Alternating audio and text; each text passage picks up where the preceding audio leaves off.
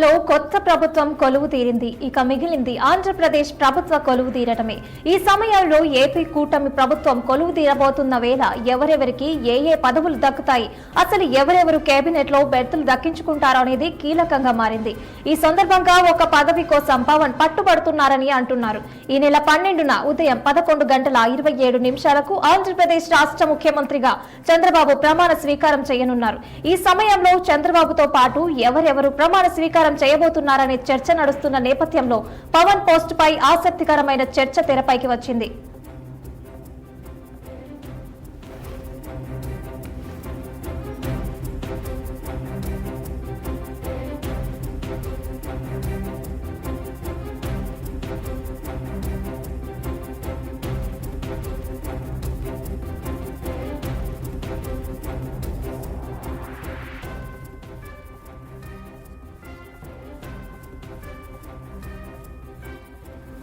జాతీయ మీడియాలో వస్తున్న కథనాల మేరకు జనసేన అధినేత పవన్ కళ్యాణ్ ఉప ముఖ్యమంత్రి పదవి కోసం పట్టుబడుతున్నారట.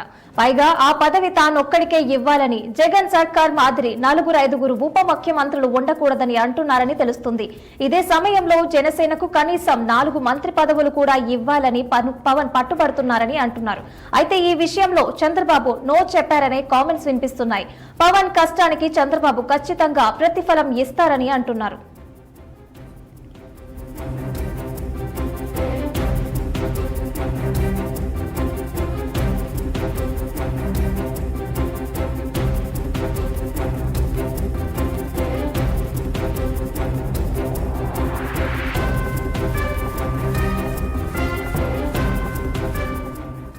దీంతో జనసేనలో ఎవరెవరు మంత్రి పదవుల రేసులో ఉన్నారనేది ఆసక్తిగా మారింది.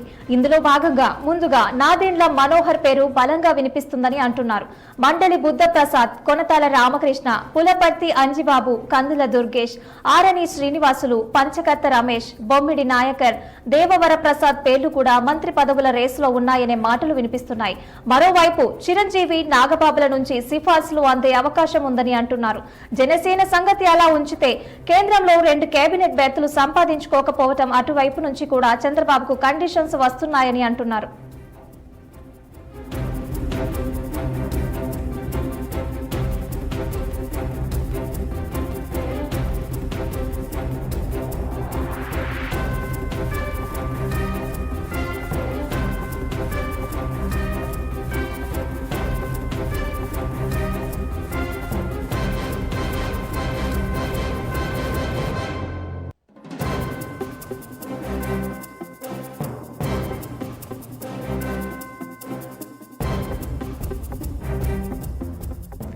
జనసేన సంగతి ఎలా ఉంటే కేంద్రంలో 2 కేబినెట్ బెర్తులు సంపాదించుకోవడంతో అటువైపు నుంచి కూడా చంద్రబాబుకు కండిషన్స్ వస్తున్నాయని అంటున్నారు. ఇందులో భాగంగా బీజేపీకి 2 మంత్రి పదవులు అడుగుతున్నారని సమాచారం. దీంతో బీజేపీ నుంచి ఎవరెవరు మంత్రులు కాబోతున్నారనే లోపు పలు పేర్లు తెరపైకి వస్తున్నాయి. ఇందులో భాగంగా బీసీ కోటాలో ధర్మవరం ఎమ్మెల్యే సత్యకుమార్ కు ఆ అవకాశం దక్కవచ్చని అంటున్నారు.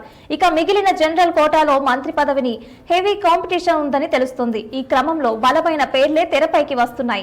ఇందులో భాగంగా కామినేని శ్రీనివాస్, సుజనా చౌదరిల పేర్లు ప్రముఖంగా వినిపిస్తున్నాయి. వీరితో పాటు అదోని ఎమ్మెల్యే పార్థసారథి, జమ్మలమడుగు ఎమ్మెల్యే ఆది నారాయణ రెడ్డిల పేర్లు లైట్ తీసుకోలేకని చెప్తున్నారు.